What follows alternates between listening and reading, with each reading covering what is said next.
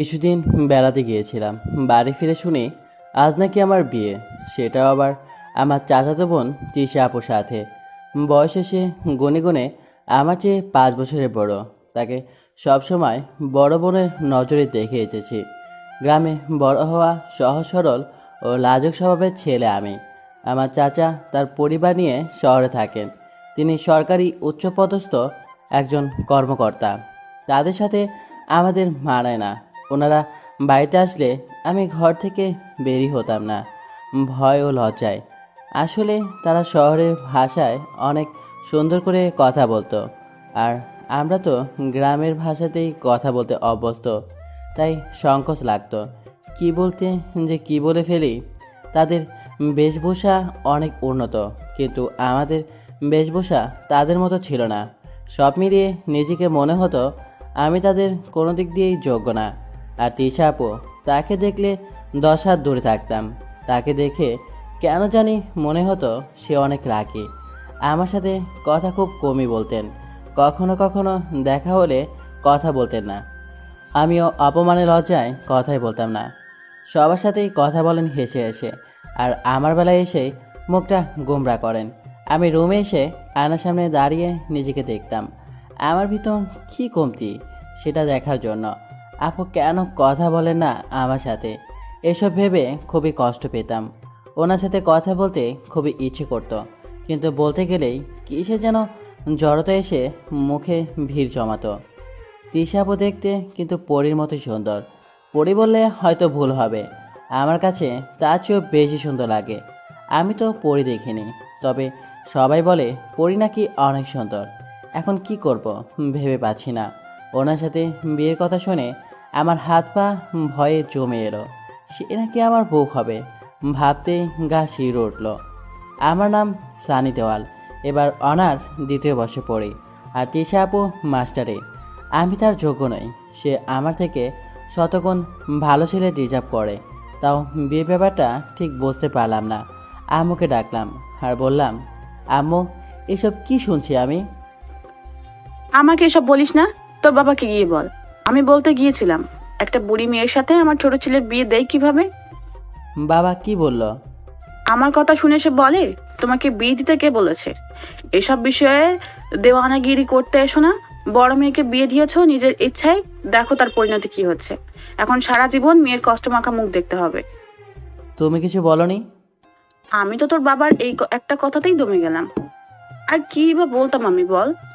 তাই বলে আমাকে আমার থেকে বয়স বড় মেয়েকে বিয়ে করতে হবে? তুমি কিছুই করতে পারবে না আম্মু? আম্মুর হাত ধরে বললাম। না, তুই গিয়ে তোর বাবাকে বল।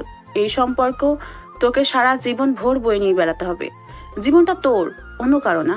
তাই দেরি না করে তোর বাবাকে বল, আমি এ বিয়ে করতে পারবো না। তারপরেরটা পরে দেখা যাবে। আমি কিন্তু আব্বুকে জমের মতো ভয় পাই, আবার অনেক ভালোবাসি।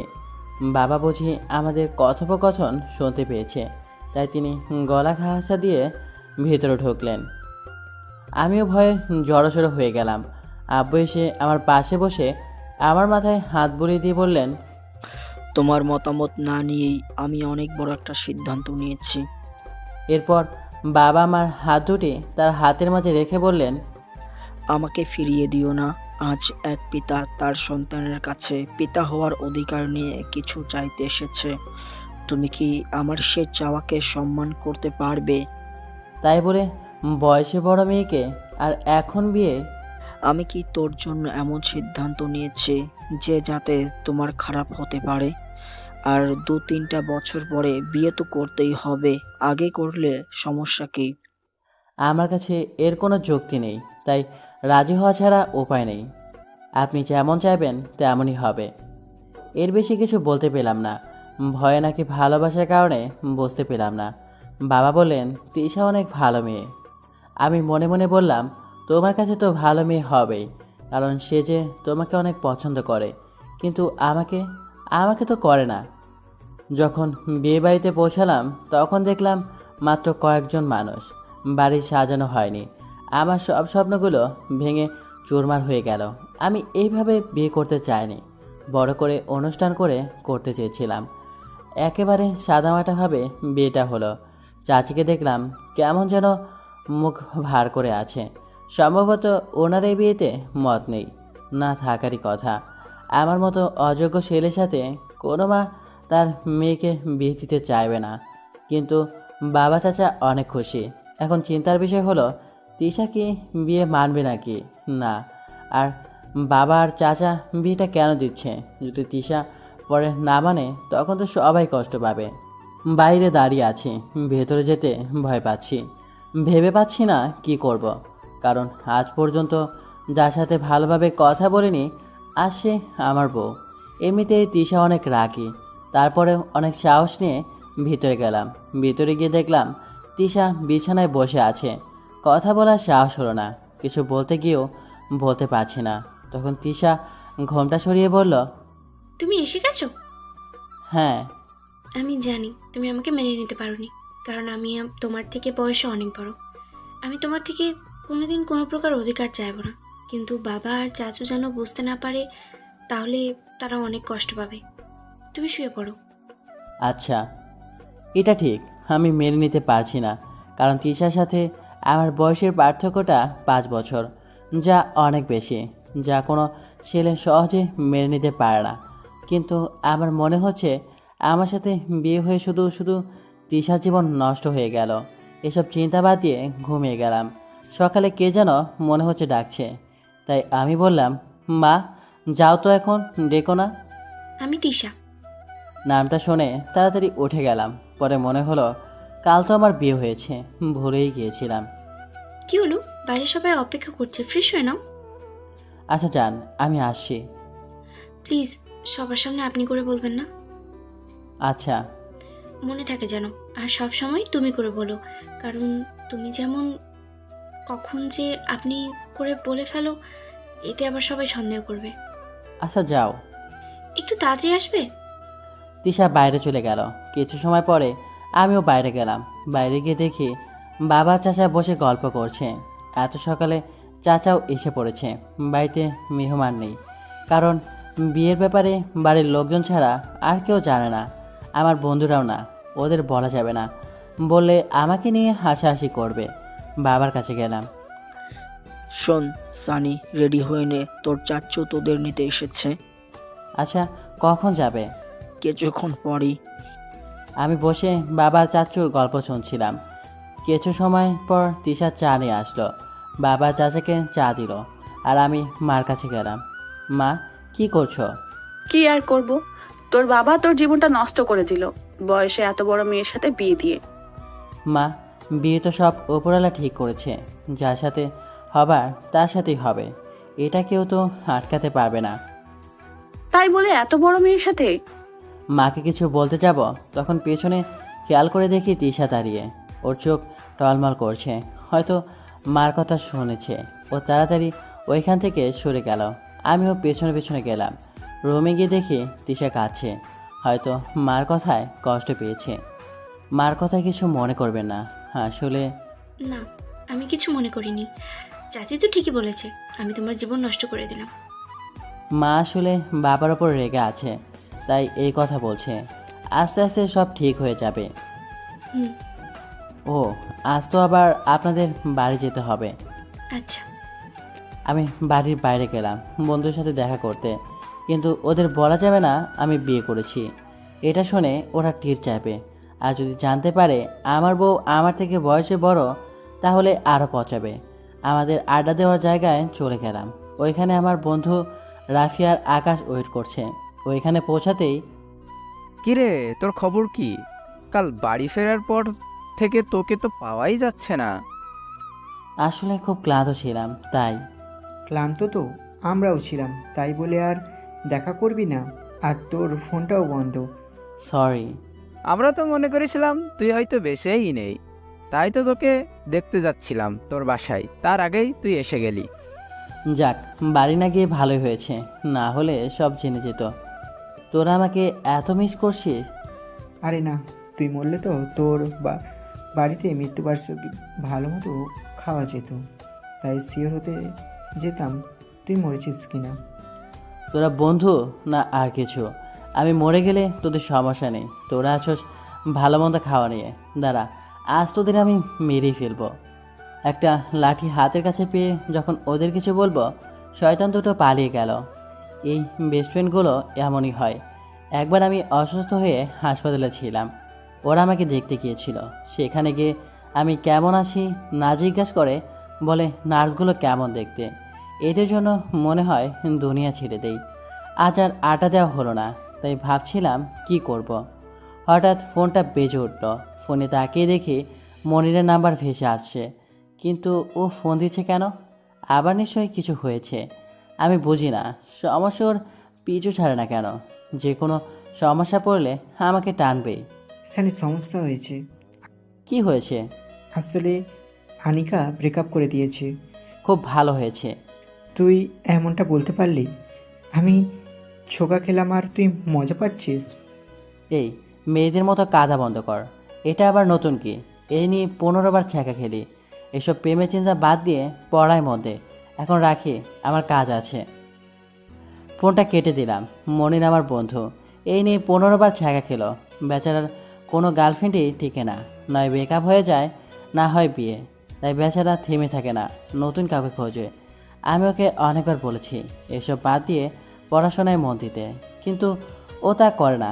অনেক সময় হয়ে গেছে, বাড়ি ফিরতে হবে। বাড়ি ফিরে আমার রুমে গেলাম। রুমে গিয়ে দেখি তিশা বসে আছে। কোথায় ছিলে এতক্ষণ? বন্ধুদের সাথে দেখা করতে গিয়েছিলাম। ফোনটা তো নিয়ে যাবে, কতবার কল দিয়েছি। সরি, মনে ছিল না। তাড়াতাড়ি রেডি হয়ে নাও, এখন আমাদের বাড়ি যেতে হবে। বাবা এমনিতেই তোমার উপরে রেগে আছে ফোনে পাইনি বলে। চাচ্চু রাগ করেছে? তোমার শ্বশুরের কথা বলিনি, তোমার বাবার কথা বলছি। কি? আগে বলবেন তো। তোমাকে না বলেছি সবসময় তুমি করে বলতে, যাতে সবার সামনে আপনি বলে না ফেলো। সরি, মনে ছিল না। তুমি যাও, আমি আসছি। চাচ্চু মানে শ্বশুরমশাইয়ের সাথে শ্বশুর বাড়ি গেলাম। সেখানে চাচি আগের দিনের মতোই মুখটাকে বাংলার 5-এর মতো করে রেখেছে। তিশা আমাকে তার রুমে নিয়ে গেল। তিশা আপু, চাচি মনে হয় বিয়েতে খুশি হয়নি। তিশা আমার দিকে রাগীভাবে তাকালো। কি বললি? রাগ করছো কেন? আমি শুধু জানতে চেয়েছি চাচি বিয়েতে রাজি ছিল কিনা। তার আগে কি বলছস? তিশা আমি এখন তোর বউ, আর একবার যদি এই কথা বলিস না তোকে আমি। আরে, মুখ ফসকে বেরিয়ে গেছে। এই ভুল আর যেন না হয়। আচ্ছা, আর হবে না ফ্রেশ হয়ে রেস্ট নে। বলেই বাইরে চলে গেল। হঠাৎ করে আগের রূপ কেন ধরেছিল? এই রাগী স্বভাবের কারণে আগে কথা বলতে ভয় পেতাম। একদিনে ভেবেছিলাম অভ্যাসটা মনে হয় আর নেই, কিন্তু দেখছি সেটা রয়েই গেছে। কিছু সময় পরে তিশা কিছু খাবার নিয়ে ফিরে এলো। আমিও খাবার খেয়ে নিলাম। তারপর রুমে বসে আছি, একা। সময় কাছে না। আমার ভাগ্যটা খুব খারাপ। তিশার একটা বোনও নেই, মানে আমার একটা শালিকাও নেই, তাই বেকার সময় কাটাচ্ছি। কিছু সময় পরে তিশা এলো। কি করছো? কি আর করব, করার মতো তো কিছুই নেই, তাই বসে আছি। চলো একটু ঘুরে আসি, তোমার ভালো লাগবে। আইডিয়াটা মন্দ না। তিশার সাথে বের হলাম। আমরা একটা পার্কে গেলাম, কারণ শহরে তো পার্ক ছাড়া আর সবুজ কোনো জায়গা বেশি নেই। সেখানে জোড়ায় জোড়ায় কাপল, কেউ কেউ প্রেমিক প্রেমিকা, নয়তো বা স্বামী স্ত্রী। আমরা দ্বিতীয় দলে। আমরা গিয়ে একটা নির্জন জায়গায় বসলাম। তিশা হুম। বলে না তো চাচি এই বিয়েতে রাজি ছিল নাকি? না, মা ছিল না। মা চেয়েছিল তার বড়লোক বান্ধবীর ছেলের সাথে আমার বিয়ে হোক। তাহলে তাকে বিয়ে করতে হয়তো ভালো হতো। এটা বলতে তিশা আমার দিকে রাগীভাবে তাকালো। ছেলেটা ভালো না, নেশা করে, একেবারে বাবা মার অবাধ্য। যখন চাচু এটা জানতে পারে মা আর বান্ধবীর ছেলের সাথে আমার বিয়ে দিতে চাচ্ছে, তখন বাবা আর চাচু মিলে তোমার সাথে আমার বিয়ে ঠিক করে। এটা নিয়েও ঝামেলা হয়েছে, তুমি তো এখানে ছিলে না, তাই জানো না। এই জন্য চাচির মুখের অবস্থা ওই রকম করে রেখেছে। কিরকম? মানে কেউ ওনার মুখে কালো কালি মেঘে দিয়েছে। কি বললে? বলেই কিলঘুষি শুরু করে দিল। কি মেয়ে রে, কখন কি করবে কিছুই বোঝা যায় না। কিছুক্ষণ আগে নরম ছিল, আর এখন না বলাই ভালো। ভাগ্যিস একে বলিনি। আমি একে বিয়ের সময়ই মেনে নিয়েছি। এমনিতেই বলেছি আমার ওপর অধিকার খাটাবে না। যদি বাসরাতে বলতাম মেনে নিয়েছি, তাহলে এতক্ষণে মেরেই ফেলতো। তিশা, এভাবে মারিস না, দুলাভাই বেচারা মরে যাবে। পেছন থেকে একটা মেয়ে বলল। পেছনে তাকিয়ে দেখি একটা মেয়ের সাথে আরেকজন ছেলে। মেয়েটাকে দেখে তিশা মারা ছেড়ে দিয়ে দাঁড়িয়ে গেল। আরে দিশা, তুই এখানে? হ্যাঁ, হবু বরের সাথে এলাম। আর তুই এখানে কি করছিস? তোর বাড়ি গিয়েছিলাম, পাইনি। এই তো একটু বের হয়েছি। প্রেম করতে? যাক, অবশেষে তুই প্রেমে পড়লি। কিন্তু তোর বয়ফ্রেন্ডকে দেখে পিচ্ছি পিচ্ছি মনে হচ্ছে। মেয়েটা আমাকে পিচ্চি বলছে, এতে আমার খুব রাগ হলেও কিছু বলতে পারলাম না। হ্যাঁ, ও আমার থেকে বয়সে ছোট।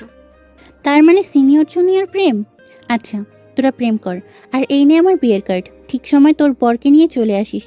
আমি তো আর তোর মতো না লুকিয়ে বিয়ে করে নিব, বেস্ট ফ্রেন্ডকে বলবো না। তুই জানলি কেমন করে আমার বিয়ে হয়েছে? তোর বাসায় গিয়েছিলাম, তখন আঙ্কেল বলেছে।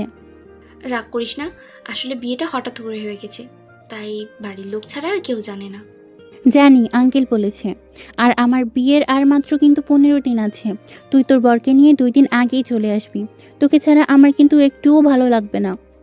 আচ্ছা, আসবো। তারপর তিশার ফ্রেন্ড তার হবু বরের সাথে আমাদের পরিচয় করে দিল। কিছু সময় পরে আমরা বাসায় ফিরে এলাম। বাসায় ফিরতে চাচার ডাক পড়লো। আমরা দুইজন চাচার কাছে গেলাম। কিরে, তোরা কোথায় গিয়েছিলি? সানি ঘরে বসে বোর হচ্ছিল, তাই বেড়াতে গিয়েছিলাম। তোর বান্ধবী এসেছিল? কথা হয়েছে ওর সাথে? আচ্ছা, যা তো আমাদের জন্য চা নিয়ে আয়। তিশা চা নিতে চলে গেল। আমি চাচার পাশে বসলাম, বসে গল্প করছি। তিশা চা নিয়ে এলো। গল্প শেষে সবাই একসাথে খেয়ে ঘুমিয়ে গেলাম। পরের দিন আমরা ফিরে এলাম। এই কয়েকদিনে আমাদের সম্পর্কে অনেক পরিবর্তন হয়ে এসেছে। আমাদের মধ্যে একটা বন্ধুত্বপূর্ণ সম্পর্ক হয়ে গেছে। আমার মনে হচ্ছে আমি ধীরে ধীরে তৃষার প্রতি দুর্বল হয়ে পড়েছি। আর তৃষা আগে ঘুমানোর সময় মাঝে কোলবালিশ রেখে ঘুমাতো, কিন্তু এখন দেয় না। এখন বাড়ির বাইরে থাকলে বারবার ফোন করে জিজ্ঞাসা করে কোথায় আছি, আর বলে মা নাকি জানতে চেয়েছে তাই ফোন করেছে। কিন্তু আমি জানি মা বলেনি। আমি মনে মনে ভাবি ঠিক মতো মিথ্যা কথা বলতে পারে না। বিয়ের প্রায় 1 মাস হয়ে গেছে। 1 মাসে ওকে ভালোবেসে ফেলেছি। খুব তাড়াতাড়ি বলে দেব ওকে। কাল ওর জন্মদিন, আর কালই বলে দেব আমার মনের কথা। অনেক রাত হয়ে গেছে, তাই ঘুমানোর দরকার। অনেক সময় ধরে ঘুমন্ত তৃষাকে দেখছি। সকালে এই উঠে। উঠছি। তাড়াতাড়ি ওঠ। কিছু বলবে? আজ কত তারিখ? আজ তো 29 তারিখ। তুমি কিছু বলবে না? কি বলবো? তৃষা মন খারাপ করে ফেলেছে। মনে পড়েছে আজ ক্লাস আছে, ভার্সিটিতে যেতে হবে। ও, তাহলে যাও। তৃষা মন খারাপ করে ফেলেছে। ও আশা করেছিল ওর জন্মদিনে শুভেচ্ছা জানাবো, কিন্তু আমি এমন কিছু করেছি যে আমার মনেই নেই। তাই তৃষা রাগ করে চলে গেল। কিন্তু আমি যে এইভাবে জানাবো না, আজ রাতে সব জানাবো। ফ্রেশ হয়ে দেখি চাচু, বাবা মা সবাই ওকে জন্মদিনের শুভেচ্ছা জানাচ্ছে। আজ তৃষার জন্মদিন। আমি এমন ভাব করলাম যেন কিছুই জানি না। কেন, তোর মনে নেই? না। তৃষা রাগ করে ওইখান থেকে চলে গেল। যার পর বাবাও চলে গেল। বাবা চলে গেলে চাচু আমার কাছে এলো। সানি, তুই ঠিক করিসনি। জানিস তিশা কত আশা করেছিল তুই সবার আগে ওকে উইশ করবি। তার জন্য বোর থেকে তোর ঘুম ভাঙার ওয়েট করছে, আর তুই ওকে কষ্ট দিলি। আমার মনে আছে তো। তাহলে ওকে উইশ করলি না কেন? করব, কিন্তু অন্যভাবে। তুমি বুঝবে না। আমি মার কাছে চলে গেলাম। মা, খিদে পেয়েছে। তোর খাওয়া আজ বন্ধ। কেন? আমি কি করলাম? তোর জন্য আমার বৌমাটা রাগ করেছে। মা, তোমার কিছু হয়েছে নাকি? কিছুদিন আগে তো ওকে সহ্যই করতে পারছিল না, এখন কি হলো? সেটা আগেরটা, এখন সব মেনে নিয়েছি। কি আর করার, বাড়ির সবাই তৃষার পক্ষে চলে গেছে। আমি একা হয়ে গেছি, কিন্তু আমি এতে খুশি হয়েছি। মা সব মেনে নিয়েছে, কারণ 2 দিন ধরে দেখছি মা তৃষার সাথে আগের মতোই গল্প করছে, যেমনটা আগে করত। কারণ মা তৃষাকে আগেও মেয়ের মতো ভালোবাসতো, শুধু মাঝে রাগ করেছিল। আমি সব কিছুরই প্রস্তুতি নিচ্ছি। আমার রুমটাকে ভালোভাবে সাজালাম। তৃষা সারাদিন রুমে আসেনি, তাই সহজেই করতে পেরেছি। ওকে দেখে মনে হলো অনেক রেগে আছে, তাই কথা বলার চেষ্টাও করেনি। রাতে খাবার শেষ করে আমি আগে রুমে চলে এলাম। সব কিছু ঠিক করে রুমে লাইটটা বন্ধ করে দিলাম। এখন তিশার আসার অপেক্ষা। কারো আসার আওয়াজ শুনতে পাচ্ছি, হয়তো তিশা। তিশা এসে রুমের দরজা খুলতেই ওর উপর ফুলের বৃষ্টি হচ্ছে। তিশা দেখলো চারদিকে মোমবাতি জ্বলছে, আর তার মাঝে আমি দাঁড়িয়ে। তিশা অনেক অবাক হয়েছে। ধীরে ধীরে আমার দিকে এগিয়ে এলো। আমি হাঁটু গেড়ে ওর সামনে বসলাম। হাতে কিছু গোলাপ ফুল নিয়ে বললাম, আমি জানি না কাউকে কিভাবে মনের কথা বলতে হয়। আমি এর আগে কাউকে বলিও নি, আজ তোমাকে বলছি। এতদিন তোমার সাথে থাকতে থাকতে তোমাকে ভীষণ ভালোবেসে ফেলেছি, তাই তোমার জন্মদিনে মনের কথা জানালাম। তুমি হয়তো মনে করেছিলে তোমার জন্মদিনের কথা ভুলে গেছি, কিন্তু আমি ভুলিনি। শুভ জন্মদিন। তিশা আমার হাত থেকে ফুলগুলো নিল। আমি দাঁড়িয়ে গেলাম। আমার মনে হচ্ছে ও না করে দিবে, কিন্তু ও আমাকে জড়িয়ে ধরলো আর বলল, আমি তো ভেবেছিলাম তুমি আমাকে কখনো মনে নেবে না, কারণ আমি তোমার থেকে 5 বছরের বড়। বড় তো কি হয়েছে, তুমি আমার বউ। কিন্তু আমার উত্তর তো পেলাম না। সব কথা কি মুখে বলতে হবে? তা ঠিক, তাহলে অপূর্ণ কাজটাকে পূর্ণ করা যাক। কোন কাজ? যেটা প্রথম রাতে হওয়ার কথা ছিল। কিছু বলো না, শুধু লজ্জায় বুকে মুখ লুকালো। যাক, অবশেষে অপূর্ণ কাজটা পূর্ণ করা হলো। সকালে ঘুমিয়েছিলাম, মনে হলো কেউ মুখে পানি দিচ্ছে। চোখ খুলে দেখে তিশা। তাড়াতাড়ি ওঠো। আর একটু ঘুমাতে দাও। না, অনেক ঘুমিয়েছো, এখন ওঠো। আচ্ছা, উঠছি। উঠে ফ্রেশ হয়ে নিলাম। রুমে এসে দেখি তিশা ব্যাগে কাপড় গোছাচ্ছে। কি হয়েছে, কাপড় গোছাচ্ছ কেন? তোমার মনে নেই দিশার কথা? ওই যে তোমার ফ্রেন্ড। হ্যাঁ, এখন রেডি হয়ে নাও, আমাদের যেতে হবে। ওকে। দুজনেই বেরিয়ে পড়লাম। তিশার ফ্রেন্ডের বাসা বেশি দূরে ছিল না, 2 ঘন্টার মধ্যেই পৌঁছে গেলাম। অবশেষে তিশার বান্ধবীর বাড়ি পৌঁছে গেলাম। গেটের সামনে দেখি তিশার বান্ধবী দাঁড়িয়ে আছে। এসে গেছিস তাহলে? সেই কখন থেকে ওয়েট করছি। এই, এখন বাইরে দাঁড় করিয়ে রাখবি নাকি? ওহ সরি, চল। দিশা আমাদের ভিতরে নিয়ে গেল। ভিতরে কিছু মেহমান, বিয়ে, তাই আসা শুরু হয়ে গেছে। দিয়ে আমাদের ছাদে নিয়ে গেল। সেখানে কয়েকজন পুরুষ আর মহিলা বসে আছে। মা দেখো কে এসেছে। কে? তিশা এসেছে। আরে তিশা, এতদিন পর? দিশার বিয়ে না থাকলে মনে হয় আসতিস না। আমাদের তো আপন ভাবিস না, তাহলে দেখা না করে থাকতে পারতিস। আন্টি, আসলে সময় হয়নি, তাই আসা হয়নি। এখন তোকে বেশি প্রয়োজন, তোর বান্ধবীর বিয়ে, তোকে তো থাকতেই হবে তার সাথে। আর এটাকে দিয়ার মা আমাকে দেখিয়ে বলল। বলার সাথে সাথে তিশা মাথা নিচু করলো, সম্ভবত লজ্জায়। আর দিয়ার মা উত্তরের জন্য অপেক্ষা করছে। মা তুমি জানার পরেও বেচারিটাকে কেন লজ্জায় ফেলছো? তাহলে এটাই তিশার স্বামী, কিন্তু দেখতে বাচ্চা মনে হয়। মা আমি তাহলে ওদের রুম দেখিয়ে দেই। আচ্ছা, নিয়ে যা। দিশা আমাদের একটা রুম দেখিয়ে দিয়ে গেল, বলল ফ্রেশ হয়ে নিতে। দিশা যেতেই আমার এখানে আসা ঠিক হয়নি। কেন? দেখো না, সবার সামনে আন্টি আমাকে বাচ্চা বলল। বাচ্চাকে বাচ্চা বলবে না তো কি বলবে? আমি বাচ্চা? না তো কি? দাঁড়াও দেখাচ্ছি। দিশাকে টান দিয়ে কাছে আনলাম আর ঠোঁটের সাথে ঠোঁট লাগিয়ে দিলাম। 1 মিনিট পর ফ্রেশ হয়ে নিতে বলেছি, প্রেম করতে নয়। এটা রাতেও করতে পারবে। পেছন থেকে কেউ বলল, তাড়াতাড়ি। দিশাকে ছেড়ে দিলাম। পেছনে তাকিয়ে দেখি দিশা হাতে একটা ট্রেতে 2 প্লেট শরবত নিয়ে এসেছে। প্রেম করতে চাইলে দরজাটা লাগিয়ে দাও, এটা বিয়ে বাড়ি। তুমি এখানে? মা পাঠিয়েছে, বললো তোর বান্ধবী আর তার স্বামীর জন্য শরবত নিয়ে যা। অনেক জার্নি করে এসেছে তাই ক্লান্ত, কিন্তু এখানে তো রোম্যান্স চলছে। দিশা আমার দিকে রাগীভাবে তাকালো, আর আমি তাড়াতাড়ি ফ্রেশ হতে বাথরুমে চলে গেলাম, না হলে আমার ওপর দিয়ে ঝড় বয়ে যাবে। কিছুক্ষণ পরে বাইরে এলাম। বাইরে এসে দেখি দিশার রাগী ভাব এখনও আছে। তোমাকে আমি?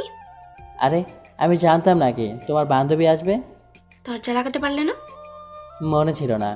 তুমি এখানে দাঁড়াও, আমি ফ্রেশ হয়ে আসি, তারপর তোমাকে দেখছি। দিশা ফ্রেশ হতে চলে গেল, আর আমিও রুম থেকে সরে পড়লাম, কারণ বাঘের শিকার কেউ হতে চায় না। বাইরে এসে কয়েকজনকে দেখলাম। পুরো বাড়িটা কাউকে চিনি না, তাই ছাদে গেলাম।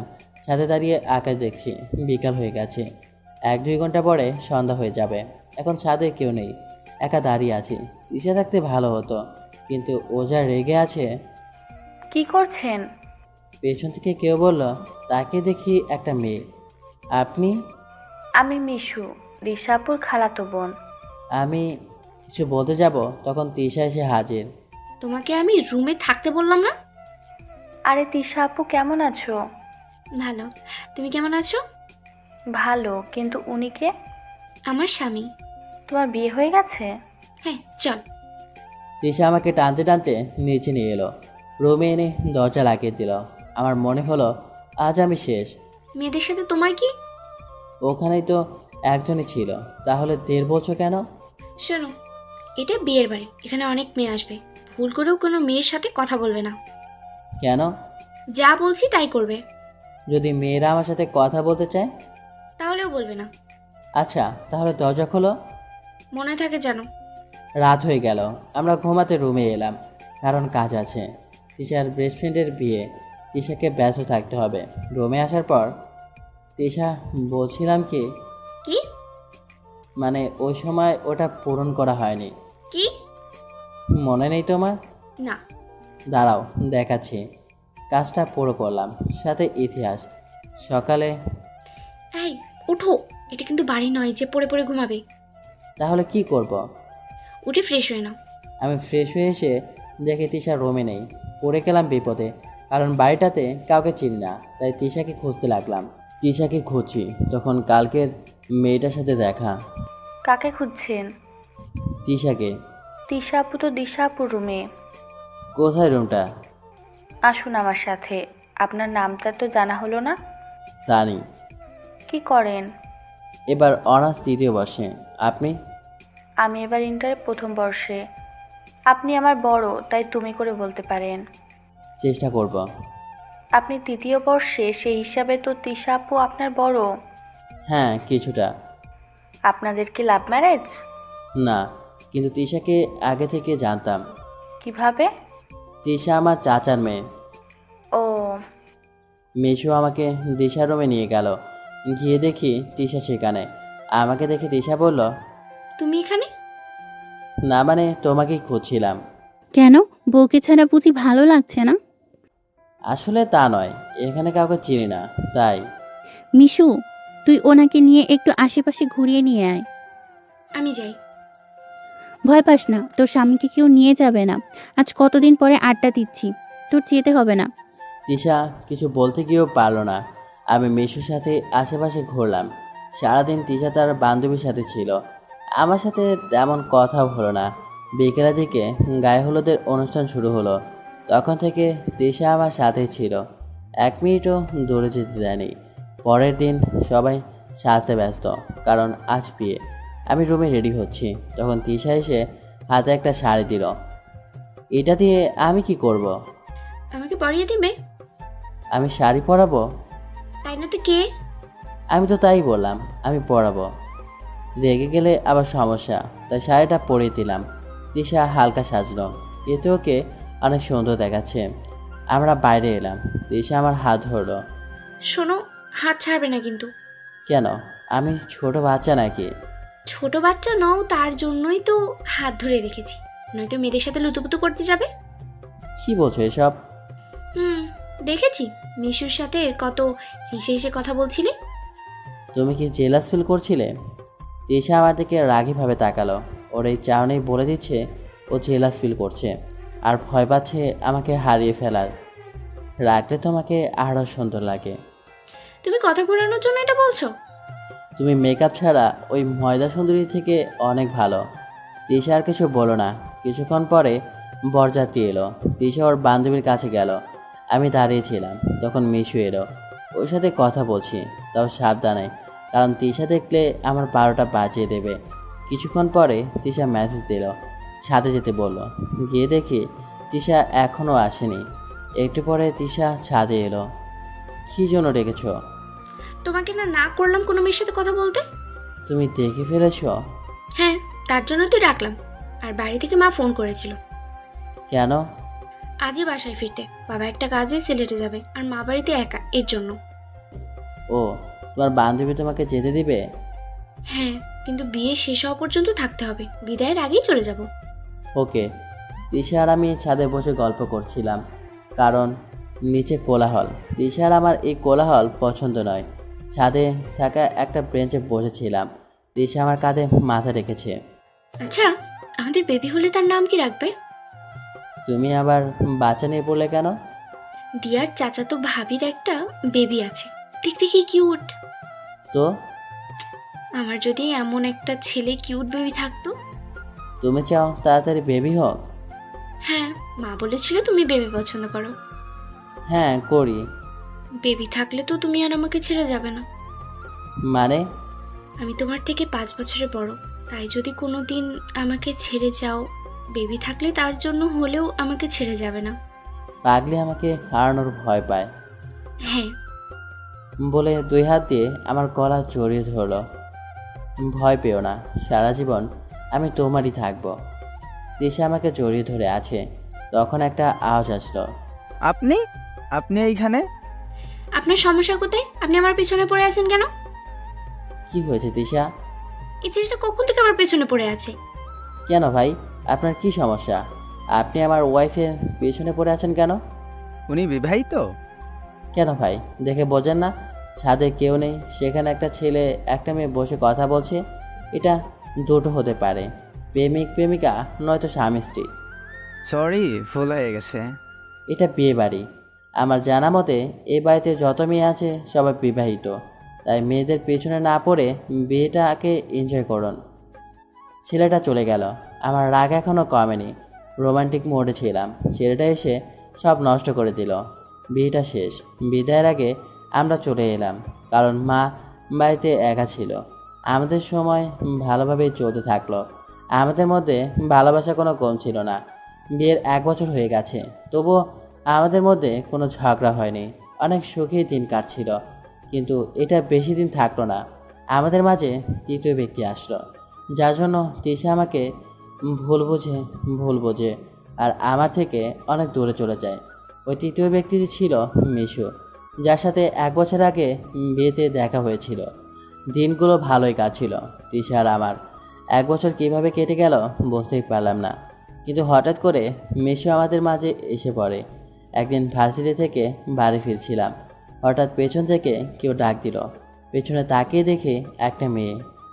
কখন থেকে ডাকছি শুনতে পাননি? কে আপনি? আমি মিশু। আপনার মনে নেই দিয়াপুর বিয়ের সময় দেখা হয়েছিল? ও, মনে পড়েছে। তিশা আপু কেমন আছেন? ভালো, কিন্তু তুমি এখানে? আমি ট্রান্সফার নিয়ে এখনকার কলেজে এসেছি। ওর সাথে কিছুক্ষণ কথা হলো। সেদিন আমার নাম্বারটা নিয়েছিল, মাঝে মাঝে ফোন করতো। একদিন ফোন করেছিল, কিন্তু ফোনটা তিশা ধরেছিল, কিন্তু মিশু কথা না বলে ফোনটা কেটে দেয়। সেদিন ঝগড়া হয়। এই মিশু কাকে? কেন, তোমার মনে নেই তোমার বান্ধবীর বোন বিয়েতে দেখা হয়েছিল? তোমার নাম্বারও পেলো কিভাবে? কয়েকদিন আগে দেখা হয়েছিল, সেদিন নাম্বার নিয়েছিল।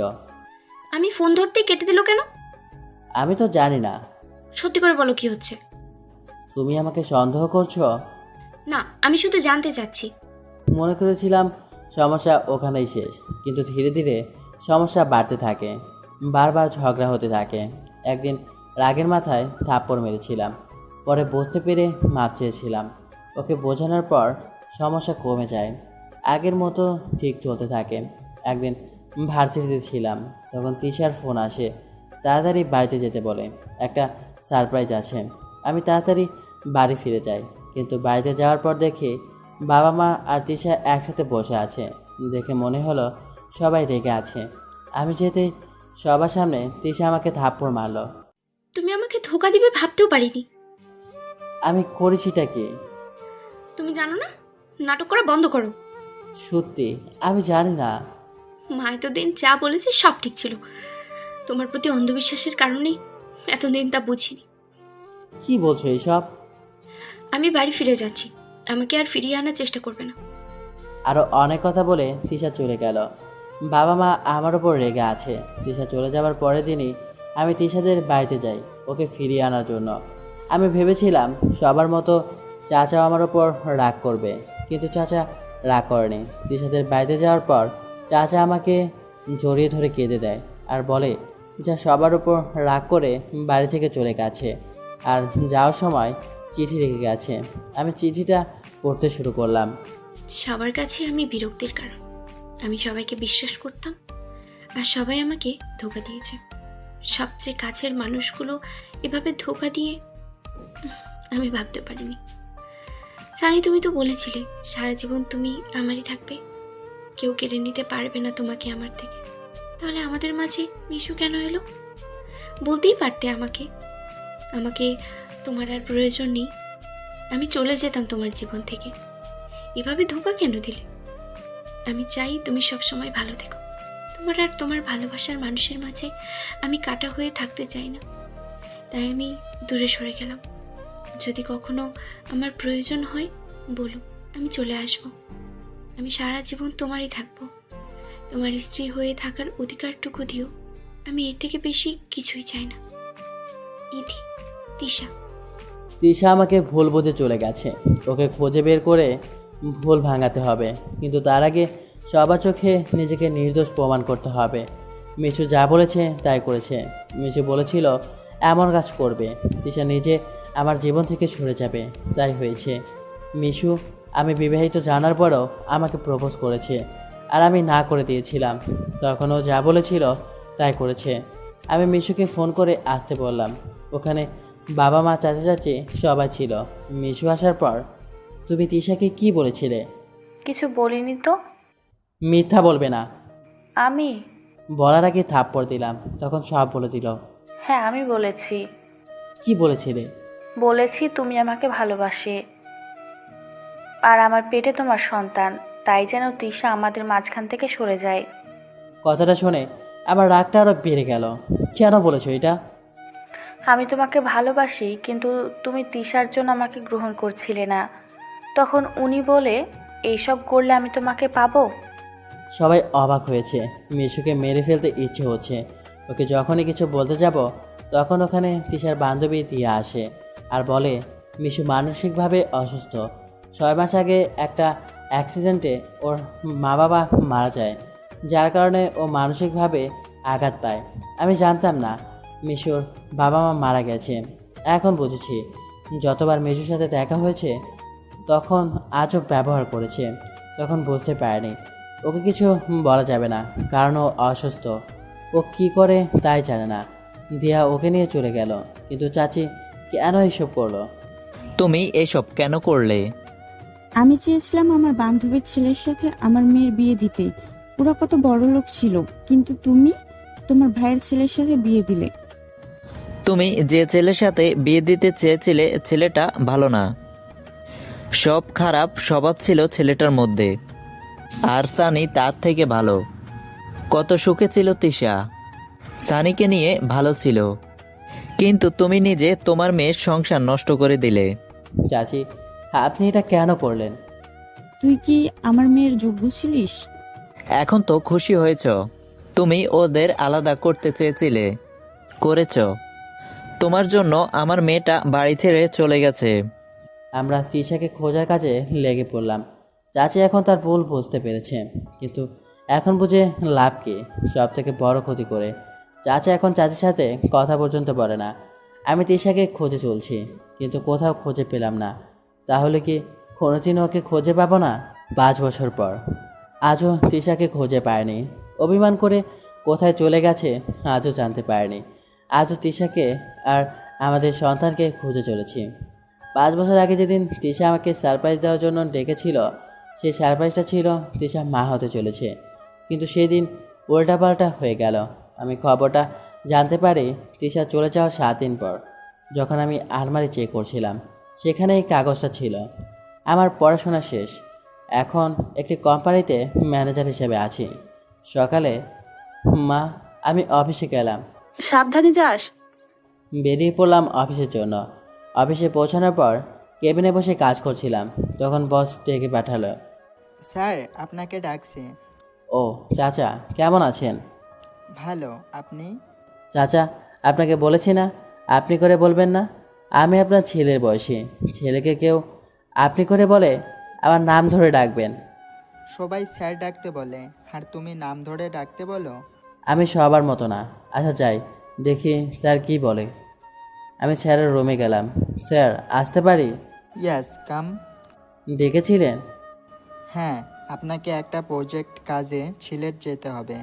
আমি যেতে পারবো না, আপনাকে একা যেতে হবে। ওখানে অফিসের দায়িত্ব আপনার যতদিন না প্রজেক্ট শেষ হয়। ওকে। আমি আমার কেবিনে চলে এলাম। স্যারের কথায় রাজি হলাম, কারণ সিলেট গেলে তৃষাকে খুঁজতে পারবো।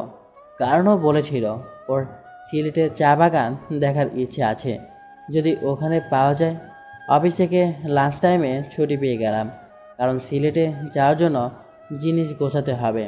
আমি বাড়ি পৌঁছে যখন কলিং বেল বাজালাম, তখন মা দরজা খুলে দিল। আর অবাক হলো, কারণ কোনো দিন এত আগে আসেনি। কি রে, আজ এত তাড়াতাড়ি চলে এলি? অসুস্থ নাকি? না, গোছগাছ করতে হবে এর জন্য। মানে? আগে ভিতরে যেতে দাও, তারপর বলি। আয় ভিতরে আয়। বাবা কোথায়? ভিতরে যাওয়ার পর। একটু বাইরে গেছে, এক্ষুনি এসে পড়বে। তাহলে বাবা আসলে একসাথে বলি। আমি ফ্রেশ হয়ে আসি। আমি ফ্রেশ হতে চলে গেলাম। ফ্রেশ হয়ে এলাম, বাবাও এসেছে। একসাথে লাঞ্চ করা শুরু করলাম। বাবা, আমাকে অফিসের কাজে সিলেট যেতে হবে। কতদিনের জন্য? প্রায় 2 মাস। এতদিন? ভালো হয়েছে, ওখানে তৃষাকে খুঁজতে পারবো। আর কতদিন খুঁজবি? যতদিন না খুঁজে পাই। জিনিসপত্র গুছিয়ে নিলাম। রাতের ছাদে বসে আকাশ দেখছি। একসময় তৃষা আর আমি একসাথে বসে আকাশ দেখতাম। তখন গ্রামে ছিলাম।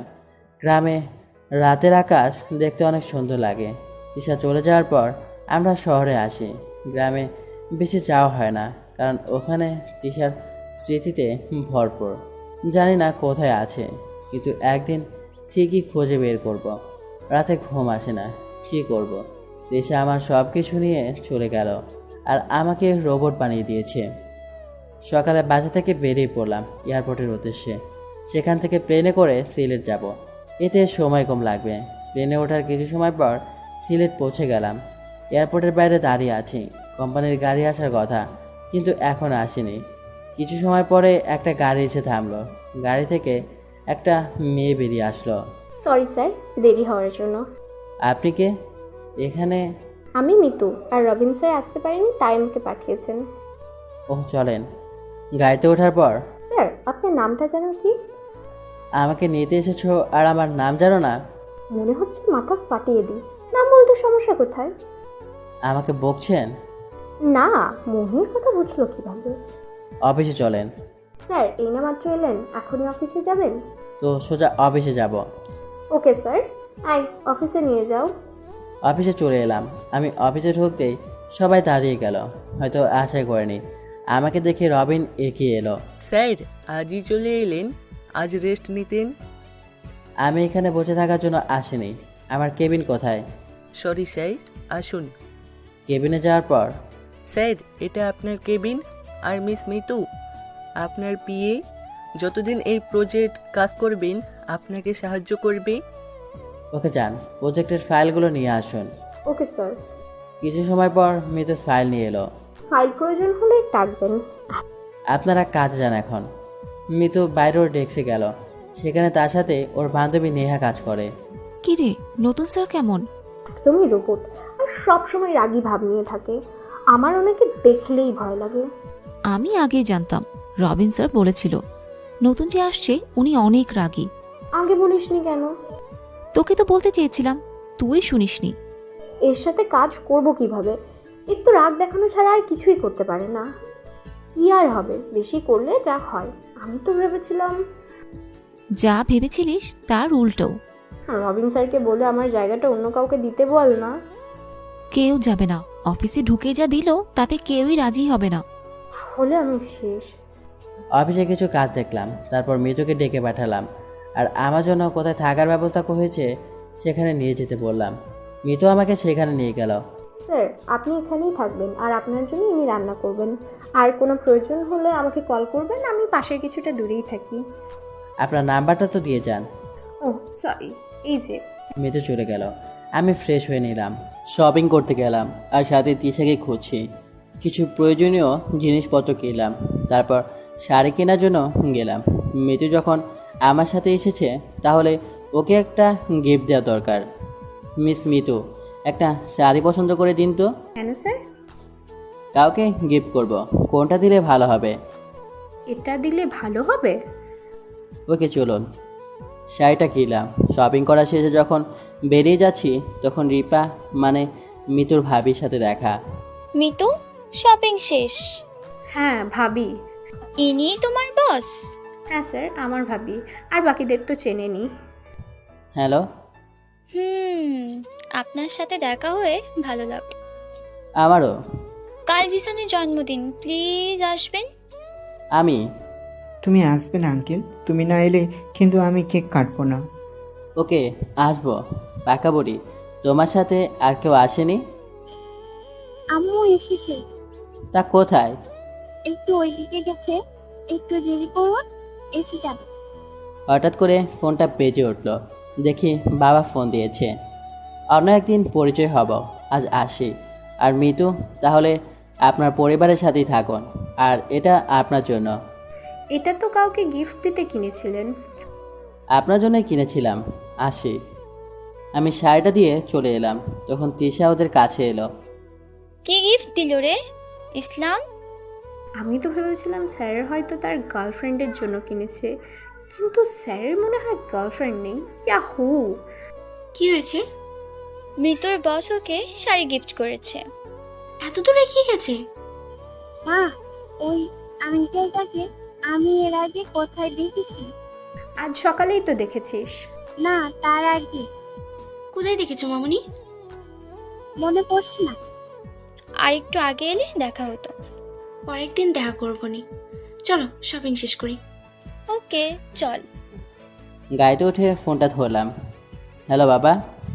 কেমন আছিস? ভালো। নে ধর, তোর মায়ের সাথে কথা বল। কেমন আছিস? ভালো আছি মা। ঠিক মতো খাওয়া দাওয়া করছিস তো? হ্যাঁ মা, করছি। সাবধানে থাকিস। আচ্ছা মা, এখন রাখি। ফ্ল্যাটে ফিরে এলাম।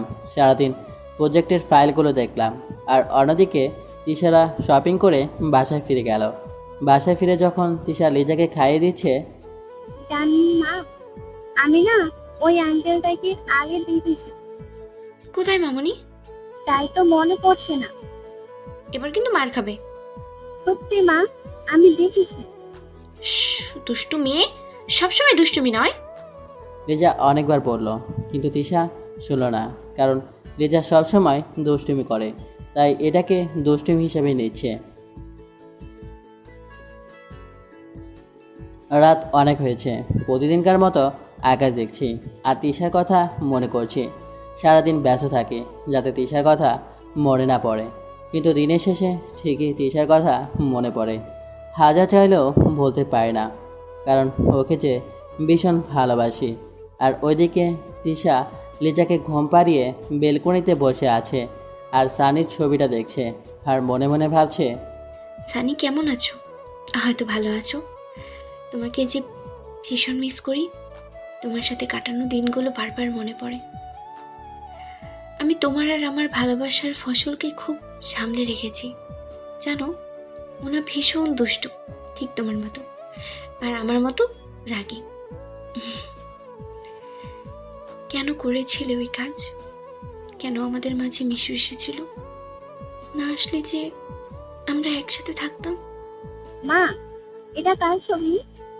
তিশা তাকিয়ে দেখে ওর পাশে লিজা। তুমি ঘুমাওনি মামনি? হ্যাঁ, ঘুমিয়েছিলাম। তোমাকে না পেয়ে এখানে এলাম। এসো, আমার বুকে এসো। মা, এই ছবিটা কার? তুমি প্রতিদিন এই ছবিটা দেখলে কেন কাঁদো বলবা না মা? তিশা আর আটকে রাখতে পারল না। লিজা অনেকবার জানতে চেয়েছে ছবিটা কার, কিন্তু তিশা বলে না। কিন্তু আজ আর পারল না। এটা তোমার বাবার ছবি। হ্যাঁ, নিয়ে যাব। কি করে নিয়ে যাব? তোর বাবা হয়তো আমাকে ভুলেই গেছে, আর তোর বাবা যে একটা রাজকুমারী আছে সেটা সে জানেই না। লিজা ছবিটা ভালোভাবে দেখছে। ছবিটা দেখে চিৎকার দিল। কি হয়েছে? বাবাকে না ওই আঙ্কেলটার মতো দেখতে, শুধু ওই আঙ্কেলটা দাঁড়িয়ে আছে আর বাবা নেই। কোন আঙ্কেল? মিতু আন্টির স্যার। ও তাই? জিশানের জন্মদিনে আসবে, তখন তোমাকে দেখাবো। ওকে চল, আমরা এখন ঘুমাই। তিশা ভাবছে ওটা কি সানি? না না, সানি কি করে হবে? বলে তো মিশুর সাথে থাকবে, হয়তো কিছুটা ওর মতো দেখতে। তা কালই তো দেখা যাবে। কিন্তু লিজা যে বলল দাঁড়িয়ে আছে আর নেই, আমার কাছে যে ছবিটা আছে সেটাতে 5 বছর আগে। এখন সানি কেমন দেখতে হয়েছে তা তো জানি না। আমি তিশার সব চিন্তা বাদ দিয়ে ঘুমিয়ে গেলাম। পরের দিন মিতু আমার দেওয়া শাড়িটা পরে অফিসে এলো। মিতুর বান্ধবী নেহা এভাবে মিতুকে দেখে অবাক হয়ে গেল, কারণ এর আগে কোনোদিন মিতুকে শাড়ি পরতে দেখেনি। নেহা যতদূর জানে মিতু শাড়ি পরতে পছন্দ করে না। হঠাৎ করে শাড়ি পরতে দেখে মনে প্রশ্ন জাগলো। কি রে, তুই হঠাৎ শাড়ি পরে? আগে বল শাড়িটা কেমন হয়েছে? অনেক সুন্দর, কিন্তু তুই তো শাড়ি পরিস না। আজ পরেছি তো। না, তাই বললাম। কাল তোকে শপিং মলে দেখলাম, কত ডাকলাম শুনলিই না। আর তোর সাথে একটা ছেলে ছিল। ও, স্যারের সাথে শপিং করতে গেছিলাম। কি? তুই না বলেছিলিস তোর জায়গায় অন্য একজনকে দিতে? তাহলে কাল তার সাথে শপিং করতে গেলি? স্যার এখানকার কিছুই ভালোভাবে চিনে না, তাই। চিনে না, অন্য কিছু। আর কিছুই নয়। তোর মুখ দেখে তো মনে হচ্ছে না। তোকে আমি 10 বছর ধরে চিনি। তুই কেমন আচরণ করিস তা জানি, কিন্তু আজ অন্যরকম মনে হচ্ছে। সত্যি করে বলতো, কারো প্রেমে টেমে পড়লি নাকি? হ্যাঁ পড়েছি, কিন্তু সে অনেক রাগী। কিন্তু সে অনেক ভালো। কে সে? আমাদের নতুন ম্যানেজার। মানে সানি স্যার? হ্যাঁ। স্যার যদি বিবাহিত হয়? যদি বিবাহিত হতো তাহলে সাথে করে ওনার বউকেও নিয়ে আসতো। যদি গার্লফ্রেন্ড থাকে? আমার মনে হয় না ওনার গার্লফ্রেন্ড থাকলে আমাকে এই শাড়িটা গিফট করতো। তার মানে এটা স্যার দিয়েছে? হ্যাঁ। হঠাৎ করে রবিনের আগমন। কে কি গিফট দিয়েছে? মিতুকে। আরে মিস মিতু, হঠাৎ করে আপনি শাড়ি পরে এসেছেন। এটা তো একজন গিফট দিয়েছে। আমি ডেস্কে গেলাম, স্যার এসে যদি দেখে গল্প করছি তাহলে রাগ করবেন। মিতু ওইখান থেকে চলে গেল। কে গিফট দিয়েছে? সানি স্যার। মানে? কাল মিতু সানি স্যারের সাথে শপিং করতে গিয়েছিল, তখন।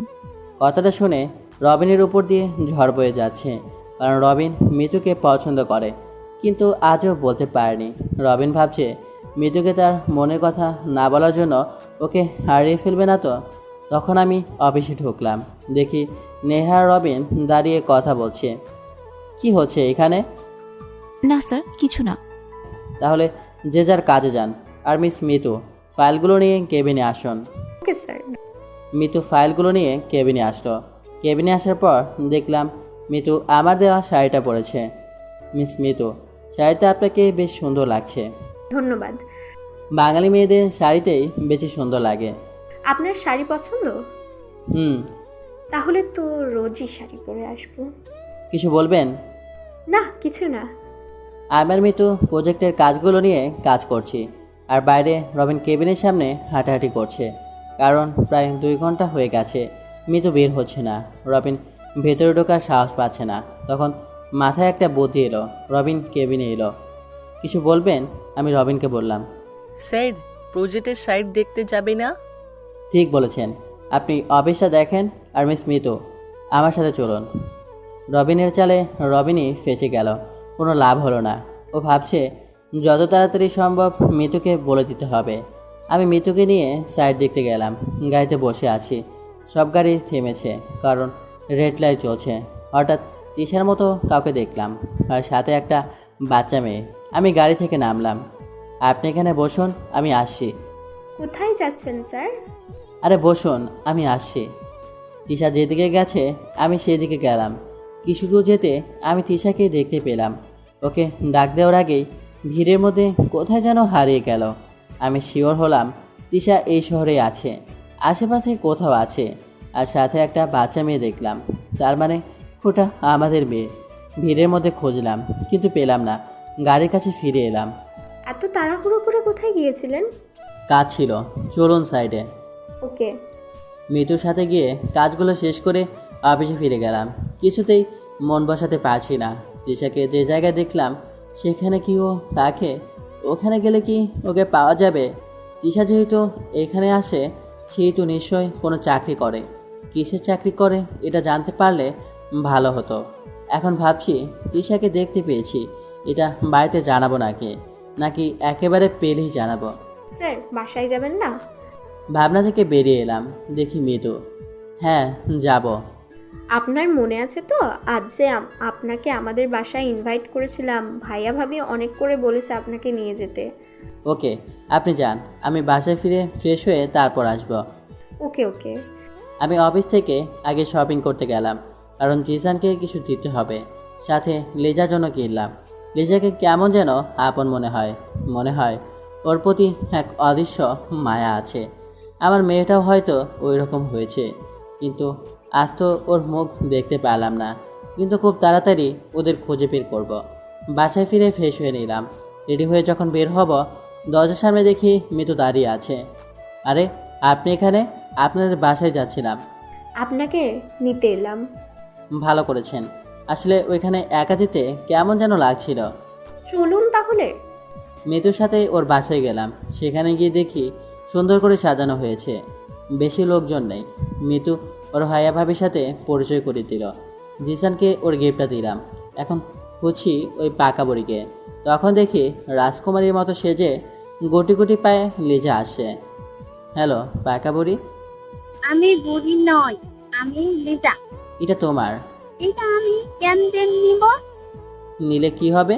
মা, কেউ কিছু দিলে নিতে না। কোথায় তোমার মা? এই এখানে আসুন, পরিচয় করিয়ে দিই। মিতু, একটু ডেকে নিয়ে আয় তো। মিতু ডাকতে গেল। যখন মিতু এসেছে, সাথে যে আছে তাকে দেখে হাত পা জমে গেল, কারণ ওটা তৃষা। আমাকেও দেখেনি। তৃষা, এই হলো মিতুর বস। তৃষা আমাকে দেখে অনেকটা চমকে গেল। তখন আমাকে দেখে তৃষা যখন চলে যাবে, তখন আমি হাতটা ধরি। ওর হাতটা ছাড়িয়ে নিয়ে চলে যায়। হঠাৎ করে তৃষার হাত ধরাতে সবাই অবাক হয়ে যায়। আমি ওইদিকে খেয়াল না দিয়েই আমি তৃষার পিছনে গেলাম। তৃষা দাঁড়াও, আমার কথাটা শোনো। আমার কোনো কথা না শুনে তৃষা ওর ফ্ল্যাটে গিয়ে দরজা লাগিয়ে দিল। তৃষা প্লিজ দরজা খোলো, আমার কথাটা শোনো। না, আমি কোনো কথা শুনবো না। তৃষার গলা শুনে বোঝা যাচ্ছে ও কাছে। প্লিজ একবার শোনো, সেদিন যা হয়েছিল তাতে আমার কোনো দোষ ছিল না। আমি কোনো কথা শুনতে চাই না। অনেক চেষ্টার পরেও হলো না। আমি আবার মৃতদের ফ্ল্যাটে ফিরে এলাম। সবাই আমার দিকে প্রশ্ন নিয়ে তাকিয়ে আছে। আমি লিজার কাছে গেলাম। সেখানে হাঁটু গেড়ে বসে ওকে জড়িয়ে ধরে কেঁদে দিলাম। সবাই এতে আরো অবাক হলো। তুমি কাছে কেন আঙ্কেল? ফিরে পাবার আনন্দে। কি? আমার রাজকুমারী তার মাকে, আর আমি তোমার বাবা। সত্যি? তোমায় জানো একদম ছবির মতো দেখতে, যেটা মার কাছে আছে। তুমি দেখেছো? মা তোমার ছবি দেখেই বলছে এটা তোমার বাবা, কিন্তু এখানে তো দাড়ি নেই। পাকা বড়ি, তখন তো আমার দাড়ি ছিল না। ওকে ছাড়ুন। পিছনে তাকিয়ে দেখি তৃষা। তৃষা তুমি এসেছো? আমি আমার মেয়েকে নিতে এসেছি। ও আমারও মেয়ে। না, লিজা শুধু আমার মেয়ে। প্লিজ তৃষা, আমার কথাটা শোনো। না, কিছু শুনতে চাই না। লিজা তৃষাকে নিয়ে গেল। মা, এটা কি আমার বাবাই? তৃষা এটা অস্বীকার করিও না প্লিজ। হ্যাঁ। সত্যি? লিজা এসে আমার কোলে উঠল। বাবাই, আমাকে ছেড়ে আর যাবে না তো? না মামনি। লিজা চল। না, আমি বাবাইয়ের সাথে থাকবো। তুমি বাবাই চাও নাকি আমাকে? লিজা কি যেন ভাবলো, তারপর আমার কানে কানে বলল, বাবাই, মা রেগে আছে, কারোর কথা শুনবে না। আমি এখন যাই, তুমি কোথাও যাবে না, কিন্তু আমি আবার আসবো। এটা বলে তৃষার সাথে চলে গেল। তৃষাকে দেখে বুঝলাম অনেক রেগে আছে। এখন কিছু করা যাবে না, কারণ ও রেগে থাকলে যে কোনো কিছু করতে পারে। যা করার কাল থেকেই করতে হবে। যা রাগ করেছে তাতে রাগ ভাঙাতে অনেক সময় লেগে যাবে। আমি এতক্ষণ খেয়াল করিনি যে আশেপাশে লোকজন আছে। সবাই অবাক হয়ে তাকিয়ে আছে আমার দিকে। এতক্ষণ যা হলো হয়তো কেউ বুঝতে পারেনি। তাহলে আপনিই সেই যে তিশাকে ধোকা দিয়েছেন? আমি তিশাকে ধোকা দেইনি, আমাকে মিথ্যা জালে ফাঁসানো হয়েছিল। মানে? সব বলবো, কিন্তু এখন নয়, আগে অনুষ্ঠান শেষ হোক। অনুষ্ঠান শেষ হলে বাইরের লোকেরা চলে গেল। মৃত্যুর পরিবারের সবাই জানার আগ্রহ নিয়ে বসে আছে। এখন বলেন। তারপর যা হয়েছিল তাই বললাম। তাহলে এইসব হয়েছিল? হ্যাঁ। তাহলে তিশাকে বলেননি কেন? সব ভুল ভাঙানোর জন্যই তো তার বাড়ি গিয়েছিলাম, পাইনি। আমি আসার আগে রাগ করে আমার বাড়ি থেকে চলে এসেছিল, কিন্তু নিজের বাড়ি থেকে কেন চলে এসেছিল তার উত্তর আজও পাইনি। তিশা আমাকে বলেনি, শুধু আপনার সাথে যা হয়েছিল তাই বলেছে। যা হবার তা হয়েছে, এখন যখন ওকে ফিরে পেয়েছি আর হারাতে চাই না। এবার আপনাদের সাহায্য লাগবে।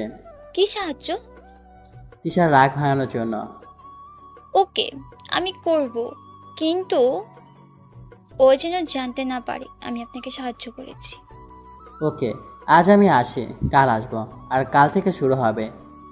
কাল সকাল 7টার আগে আসবেন। কেন? না হলে ওকে পাবেন না। আসলে ও একটা স্কুলের টিচার তো। ওকে, আমি চলে এলাম। বাসায় আসার পর হ্যালো বাবা, তিশাকে পেয়ে গেছি। কি? হ্যাঁ। কোথায়? এই সিলেটে। তুমি তাড়াতাড়ি চাচাকে জানাও। হ্যাঁ, জানাচ্ছি। আর আমরা পরশু আসছি। আর একটা কথা। কি? যখন বাড়ি চলে এসেছিল তখনও প্রেগনেন্ট ছিল। হ্যাঁ তো। তুমি দাদা হয়েছ। আমার একটা ছোট রাজকুমারী আছে। কি? আমরা খুব তাড়াতাড়ি আসছি আমাদের নাতনির জন্য। জানো বাবা, ও না ভীষণ দুষ্ট। তোমরা তাড়াতাড়ি চলে আসো। ফোনটা কেটে দিলাম। আজ আমি ভীষণ খুশি। 5 বছর পর তিশাকে খুঁজে পেলাম, কিন্তু তিশা ভীষণ রেগে আছে। আর রাগ ভাঙাবই। আর আমার সাথে ফিরিয়ে নিয়ে যাব, সাথে আমার রাজকুমারীকেও। তখন আমার চাচা ফোন। সানি, তোর বাবা বলল তিশাকে খুঁজে পেয়েছস? হ্যাঁ। আর আমি নাকি নানা হয়েছি? হ্যাঁ। কথাটা শোনার পর চাচা কেঁদে দিল, কারণ এত বছর পর মেয়েকে খুঁজে পেয়েছে। এতে যে কোনো বাবাই কেঁদে দিবে, যেমনটা আমি কেঁদেছিলাম যখন জানতে পারলাম লিজা আমার মেয়ে। আমি কালই আসছি। হ্যাঁ, এসে পড়ো। কাল থেকে শুরু হবে নতুন মিশন, তিশার রাগ ভাঙানোর। এখানে এসে তিশাকে খুঁজে পেয়েছি। সকাল 6টায় তাড়াতাড়ি ঘুম থেকে উঠে তিশার ওখানে চলে গেলাম, কারণ ওর রাগ ভাঙাতে হবে। কলিং বেল বাজাতেই দরজা খুলে দিল। আপনি এখানে কেন এসেছেন? চুম্বকের আকর্ষণে। মানে? তুমি হলো চুম্বক আর আমি লোহা। তুমি আমাকে মনে মনে ডাকলে আমি চলে এলাম। আমি আপনাকে ডাকিনি। সত্যি তো? হ্যাঁ। তাহলে তোমার মনকে জিজ্ঞাসা করো, দেখো সে কি বলে। সরো, ভিতরে যেতে দাও। তিশাকে সরিয়ে ভিতরে গেলাম। ভিতরে গিয়ে দেখি আমার রাজকুমারীটা বসে বসে খেলা করছে। আমাকে দেখে ছুটে আসলো। বাবাই, তুমি এসেছো? হ্যাঁ মামনি। জানো, তোমাকে না অনেক মিস করেছি। আমার রাজকুমারী আমাকে মিস করেছে? হ্যাঁ, জানো বাবাই, মা না তোমার তোমার ছবি। লিজা, রুমে যাও। কেন? যাও বলছি। থাক না এখানে। আর আপনি এখান থেকে প্লিজ যান। কি আর করার। লিজাকে তিশা নিয়ে রুমে গেল। তিশাকে সব কিছু বলতে হবে, কিন্তু হঠাৎ কল আসলো। অফিসে একটা সমস্যা হয়েছে, তাড়াতাড়ি যেতে হবে। তাই তিশাকে কিছু না বলেই চলে গেলাম। তিশা এসে দেখে আমি চলে গেছি, এতে আরও রেগে গেল। না বলেই চলে গেলে? চলে যেতে বলেছে বলে কি চলে যেতে হবে? কেন জোর করলে না? তোমার তো অধিকার আছে। অফিসে মিতু মন খারাপ করে বসে আছে। নেহা সেটা দেখে মিতুর কাছে আসলো। কি রে মিতু, কি হয়েছে? সবকিছু শুরু হওয়ার আগেই শেষ হয়ে গেল। মানে? স্যার বিবাহিত, আর একটা মেয়েও আছে। তুই কিভাবে জানলি? স্যার আসলে তিশা আপুর স্বামী। এতদিন ওনাদের মধ্যে সমস্যা হয়েছিল, তাই দূরে ছিলেন। মানে তুই প্রেমের আগে ছ্যাঁকা খেলি? তখন আমি অফিসে পৌঁছাই। কি হচ্ছে এইসব? আসলে স্যার। যান, কাজ করুন। আর মিস মিতু, ফাইলগুলো কমপ্লিট হয়েছে? হ্যাঁ স্যার। নিয়ে আসুন তাড়াতাড়ি। আমি কেবিনে গেলাম। বসে তিশাকে নিয়ে ভাবছি কী করে রাগ ভাঙানো যায়। মিতু ফাইলগুলো নিয়ে এলো। আমি চেক আপ করলাম। করার পর যখন মিতু চলে যাচ্ছিল তখন মিতু বলুন। তিশার স্কুলের ঠিকানাটা দিতে পারবে? সরি, তুমি করে বলে ফেললাম। আপনি তুমি করে বলতে পারেন, সমস্যা নেই। আর আমি ঠিকানা দিচ্ছি। ধন্যবাদ। তুমি রবিনকে বলো অফিসের দিকটা দেখতে। Okay sir. মিতুর কাছে ঠিকানা নিয়ে বেরিয়ে পড়লাম। রাস্তাটা চিনতে অসুবিধা হলো না। এই রাস্তায় আগেরবার তিশাকে দেখেছিলাম। আমি স্কুলের ভিতরে গেলাম, গিয়ে দেখি তিশা একটা ক্লাসে ক্লাস নিচ্ছে আর লেজা ওই ক্লাসের বাইরে খেলছে। আমাকে দেখে দৌড়ে এলো। বাবাই তুমি এখানে? আমার রাজকুমারীকে দেখতে ইচ্ছে হচ্ছিল, তাই চলে এলাম। এই নাও তোমার চকলেট। তুমি জানো চকলেট আমার পছন্দ। আমার মামনির পছন্দ আমি জানবো না তো কে জানবে? জানো তোমার মারও চকলেট পছন্দ। তাই? মামনি, চলো তোমার মার সাথে দেখা করে আসি। যেও না, মা অনেক রেগে আছে। ওই দেখা মা ওদের শাস্তি দিচ্ছে, মানে মা রেগে আছে। সত্যি রেগে আছে, কারণ ওর ক্লাসের কয়েকজনকে দাঁড় করিয়ে রেখেছে। তাই ওখানে না গিয়ে হেডমাস্টারের ওখানে গেলাম। ওখানে গিয়ে আমার পরিচয় দিলাম, তারপর তিশাকে ডেকে দিতে বললাম। শুধু নাম বলতে নিষেধ করলাম, কারণ নাম বললে ও আসবে না। আমি ওয়েটিং রুমে বসে আছি। কিছুক্ষণ পর তিশা এলো। তিশা আমাকে দেখেনি, কারণ আমি অন্যদিকে ঘুরে আছি। হ্যালো, আমি ঘুরলাম। তুমি হ্যাঁ, তোমাকে দেখতে এলাম। এখানে কেন এসেছো? তিশা, একটু আগে তুমি করে বললে, আর এখন আপনি।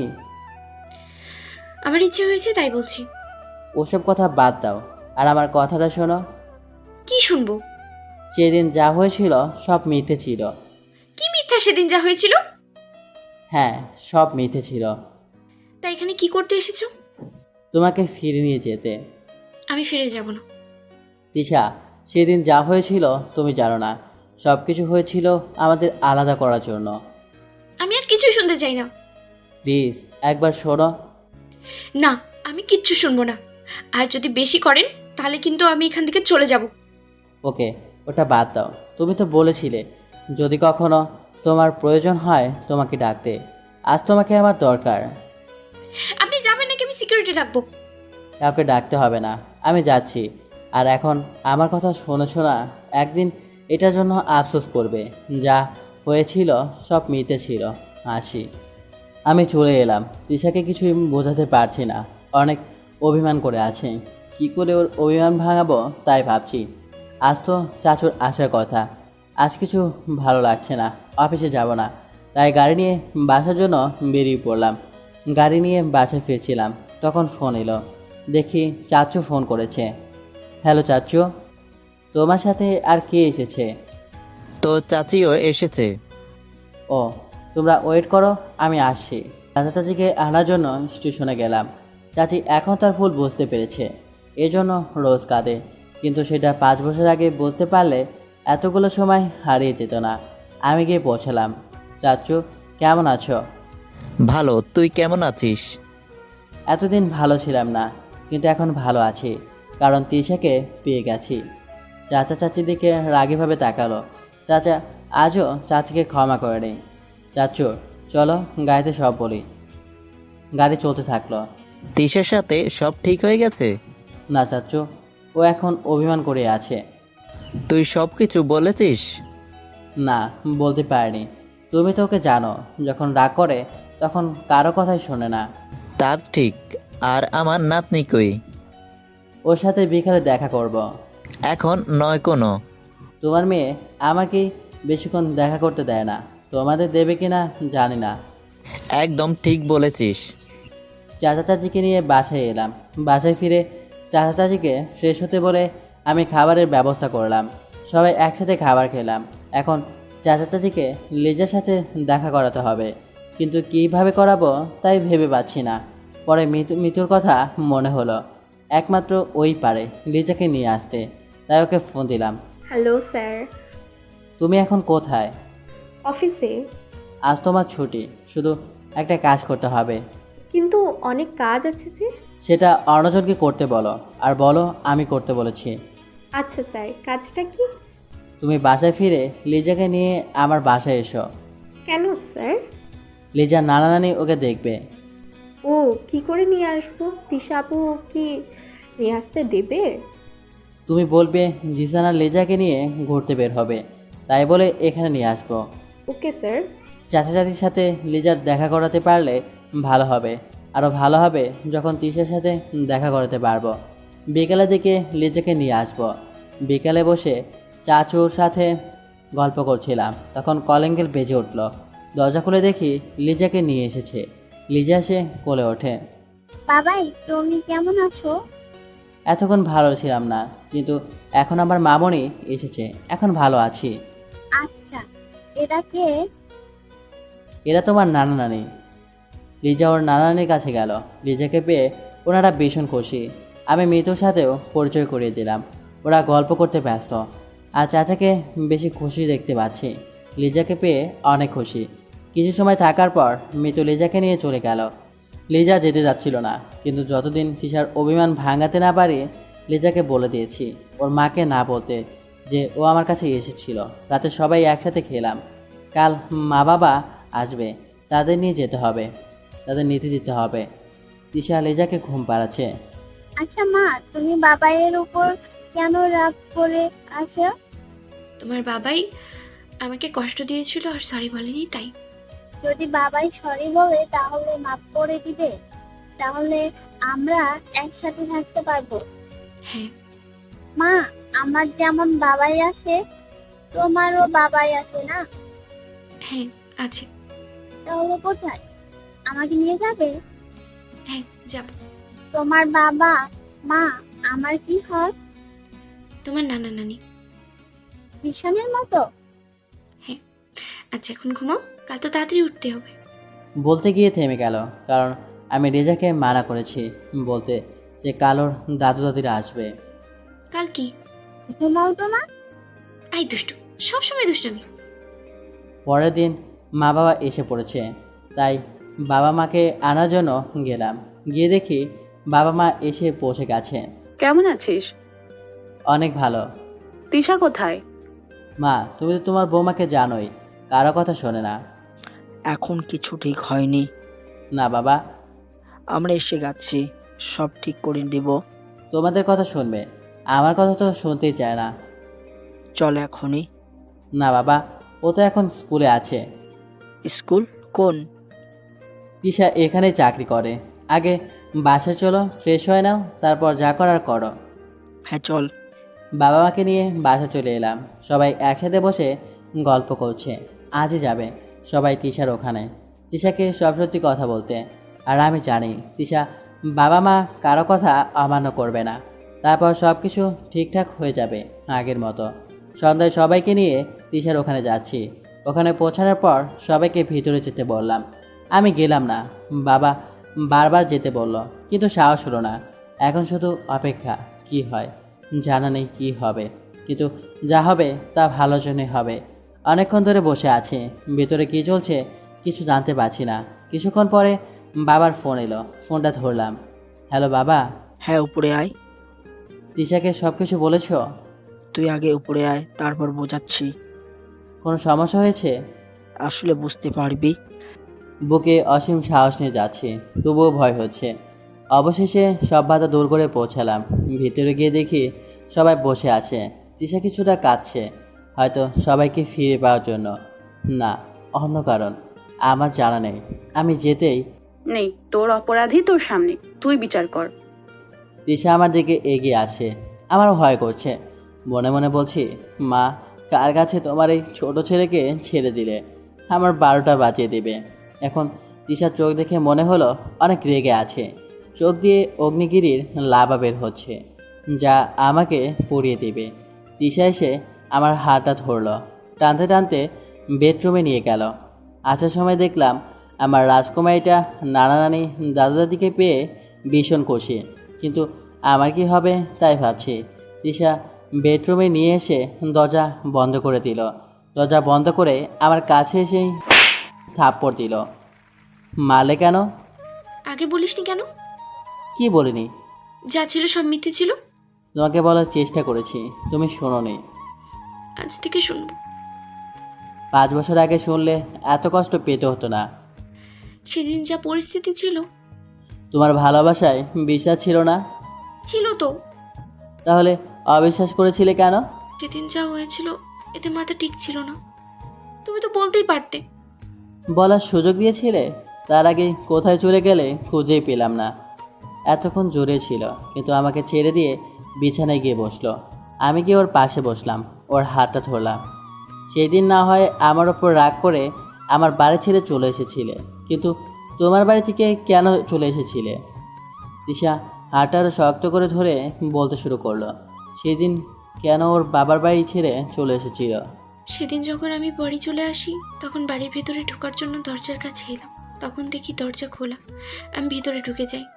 তখন মার গলার সাথে আরেকটা গলা শুনতে পাই। সেটাকে দেখার জন্য কিছুটা এগিয়ে যাই। গিয়ে দেখি সোফায় মা বসে আছে আর সাথে মিশু। ধন্যবাদ আন্টি, আপনি যদি সাহায্য না করতেন তাহলে সানিকে আমি নিজের করে পেতাম না।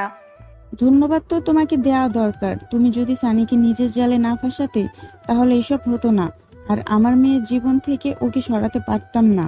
আমি চেয়েছিলাম আমার মেয়ের বিয়ে আমার বান্ধবীর ছেলের সাথে দিতে, কিন্তু তিশার বাবা তার ভাইয়ের সাথে বিয়ে দিয়ে দিল।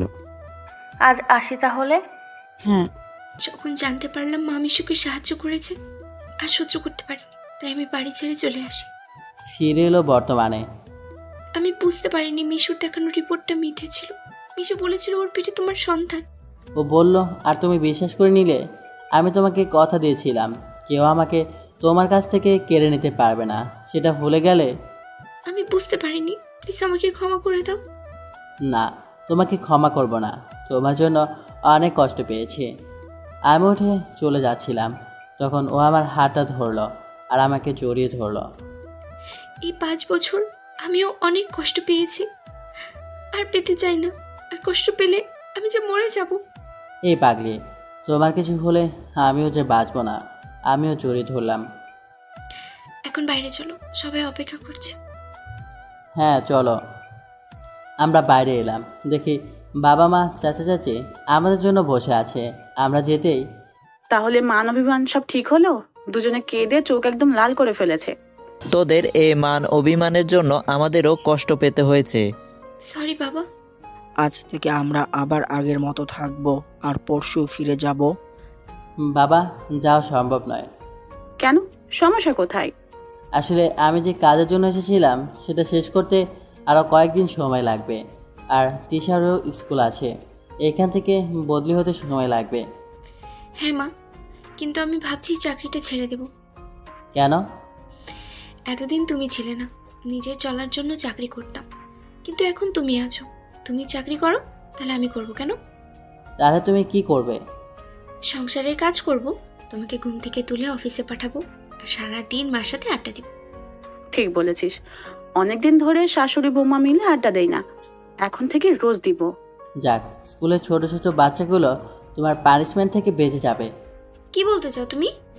তুমি যেভাবে তোমার শিক্ষার্থীদের দাঁড় করিয়ে রাখো সেটা থেকে বেঁচে যাবে। তোমাকে আমি এত সময় পরে এক হয়ে আবার ঝগড়া, এখন বন্ধ করে সব। মা বললো বলে ছেড়ে দিলাম। আমরা সবাই কথা বলছিলাম, কিন্তু চাচি চুপ করে বসেছিল।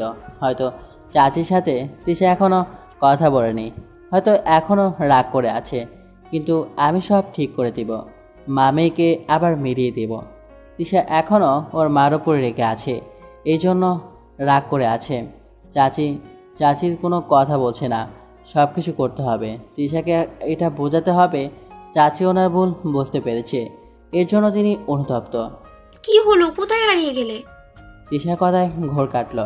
হ্যাঁ সানি শোন, তুই হোটেল থেকে খাবারের অর্ডার কর, আমরা সবাই আজ একসাথে খাবো। ঠিক বলেছ, অনেকদিন ধরে সবাই একসাথে খায় না। তাহলে যা, সবার জন্য খাবার নিয়ে আয়। ওকে, আমি নিয়ে আসছি। বাবা, আমার জন্য অনেকগুলো চকোলেট আনবে। আচ্ছা মামনি, অনেকগুলো নিয়ে আসবো। আমি সবার জন্য খাবার আনতে গেলাম, সবার পছন্দের খাবার নিয়ে ফিরছি।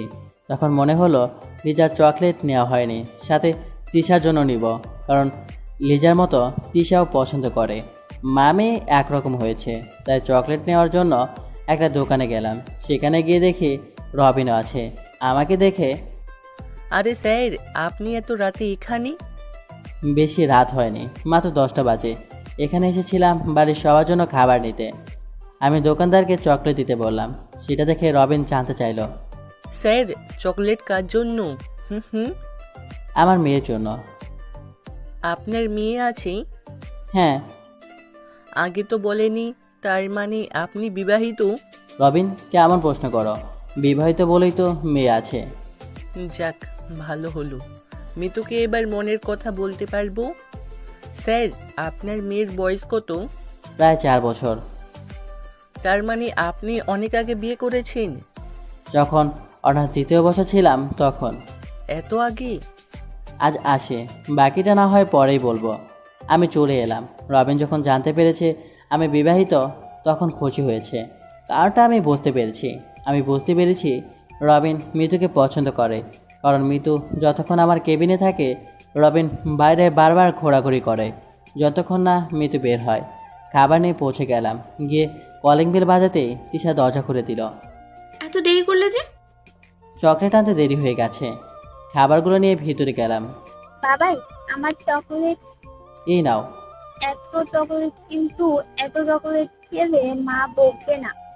আমি তো আছি, আর আমি তোমার মাকে ঘুষ দেব, তাহলে তোমার কিছু বলবে না। কি দিবে? তোমার মাও চকলেট পছন্দ করে, তাই চকলেট দিলে মা কিছু বলবে না। বাবা মেয়ে কি কথা বলো এত ফিসফিস করে? না, কিছু না তো মা। বলেই দৌড়ে চলে গেল।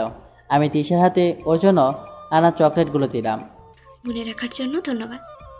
আমার ধন্যবাদে তো হবে না, চকলেটের বদলে আমাকে অন্য কিছু দিতে হবে। কি? যা আগে রোজ সকালে একটা করে দিতে।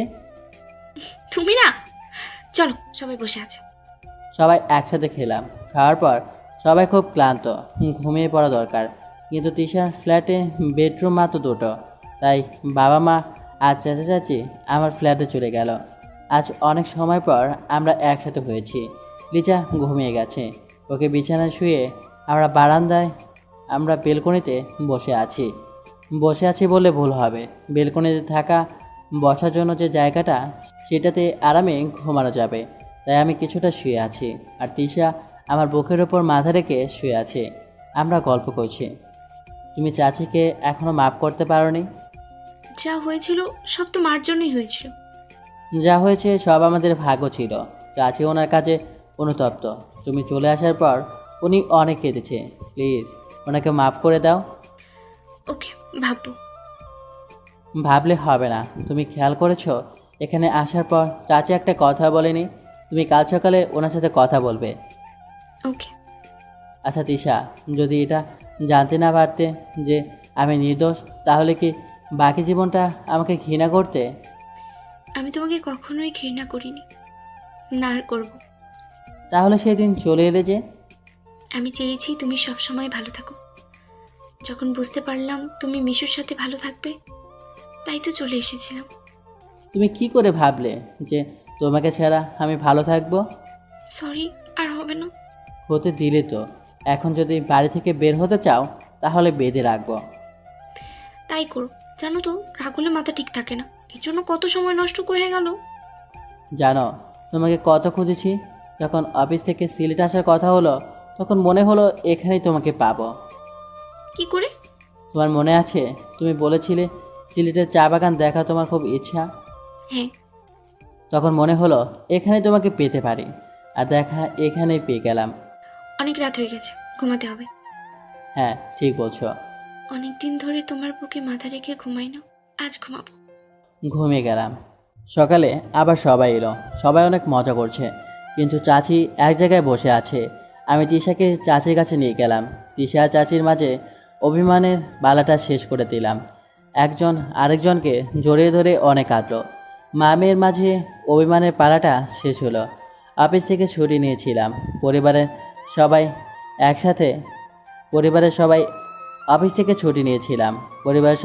একসাথে অনেক মজা করলাম। আমাদের সাথে মিতুর পরিবারও যোগ দিয়েছিল। বিকালে আমি আর তিশা ঘুরতে বের হয়েছি। লিজা আসেনি, ওর দাদা দাদি নানানির সাথে আছে। লিজা এদের পেয়ে আমাকে আর তিশাকে প্রায় ভুলেই গেছে। সন্ধ্যায় বাসায় ফিরে এলাম। আজ আমি আর তিশা একসাথে। লিজা ওর দাদা দাদির কাছে ঘুমিয়েছে। অনেকদিন পরে তিশা আর আমি একসাথে সময় কাটাচ্ছি, কিন্তু তিশা আমার ওপর রাগ করেছে। কিছুতেই বোঝাতে পারছি না। বেলকনিতে দাঁড়িয়েছিল, আমি গিয়ে ওকে পেছন থেকে জড়িয়ে ধরলাম।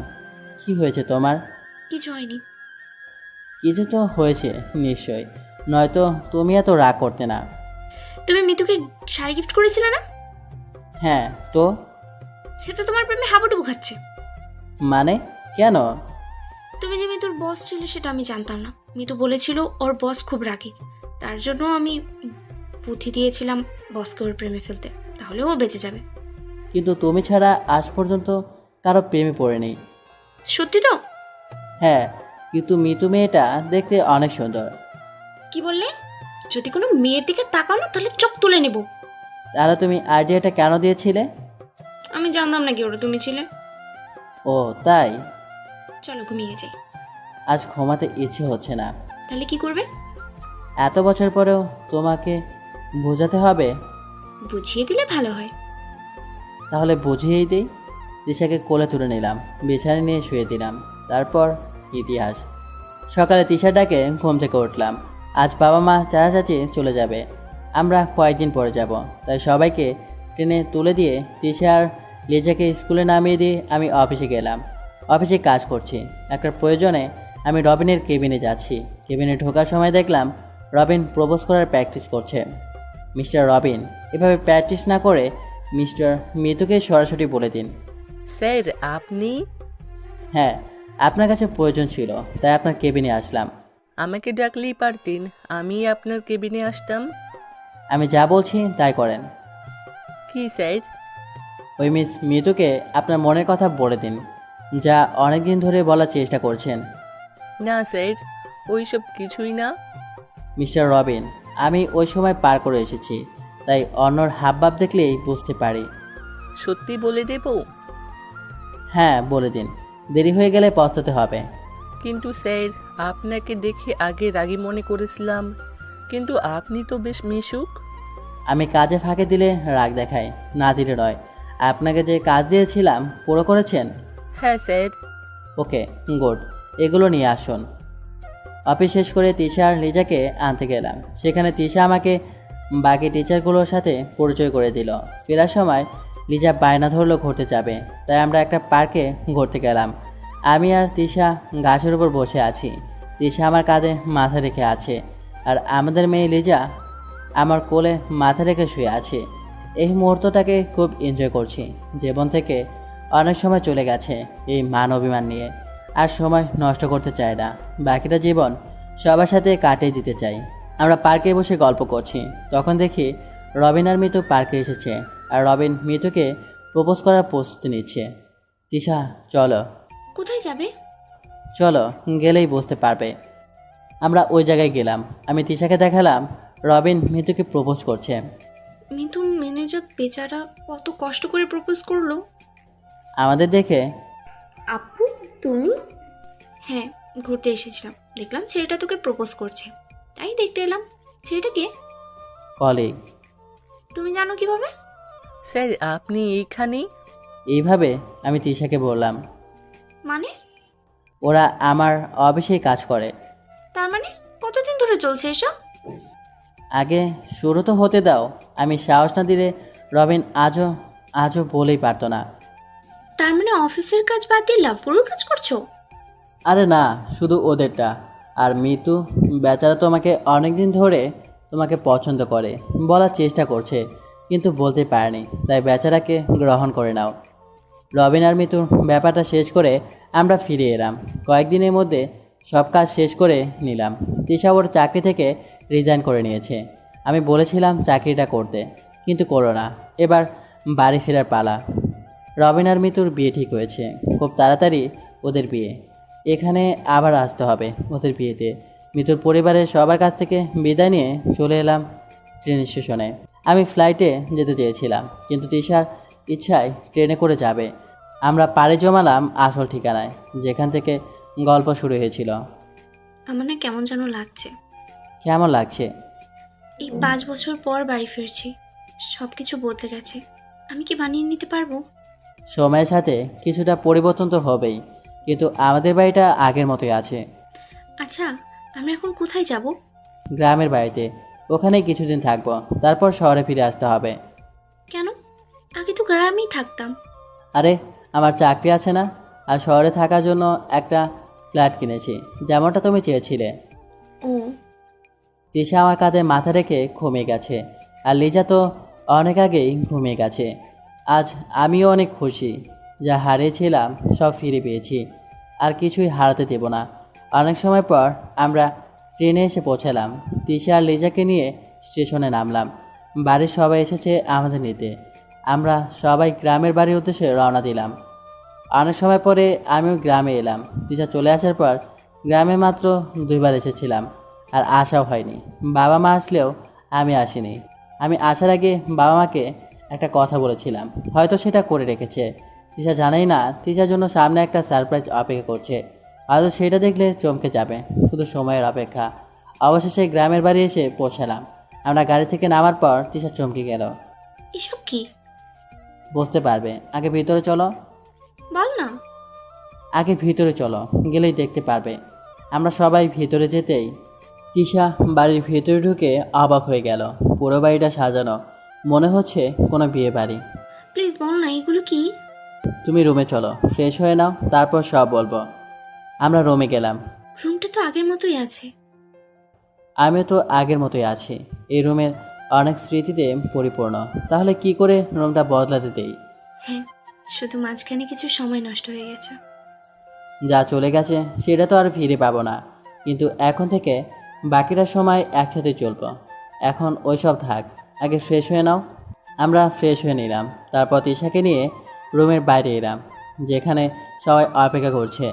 তিশা, তুমি এতক্ষণ জানতে চাইলে না এসব কি? হ্যাঁ। আজ কত তারিখ তোমার মনে আছে?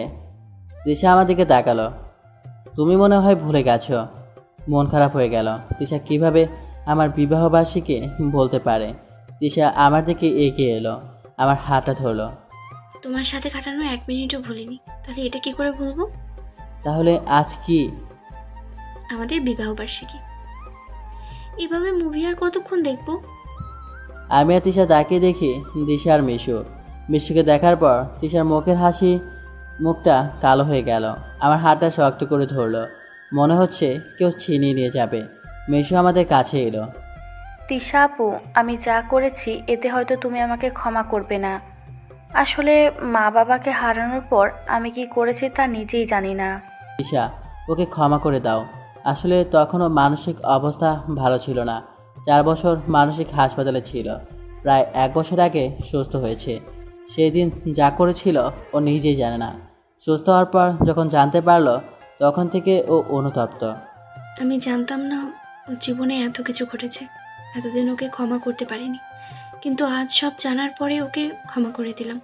ক্ষমার পর্ব তাহলে শেষ, এখন কেকটা কাটা যাক। তারপর আমরা সবাই অনেক আনন্দ করলাম। জীবনে যা হারিয়েছিলাম সব ফিরে পাবার আনন্দ। রাতে সেই বাগানে বসে আছি, যেখানে আমি আর তিশা বসে চা দেখতাম। কিছুক্ষণ পরে তিশা এসে আমার পাশে বসলো, কাঁধে মাথা রাখলো। তোমার মনে আছে আগে আমরা এখানে অনেক সময় কাটিয়েছি? তুমি যখন কিছু বলোনি, তাহলে আমি ভুলবো কি করে?